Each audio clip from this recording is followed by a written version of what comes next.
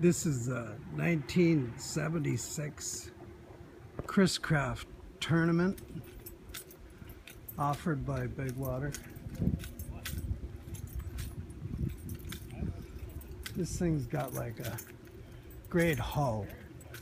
The hull was actually built by a designer from Bertram. I believe his name was Jeff Hunt. So they call it a Hunt hull.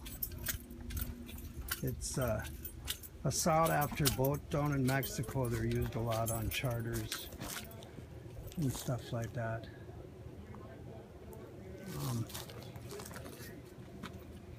It's a great boat at an affordable price. It needs some work,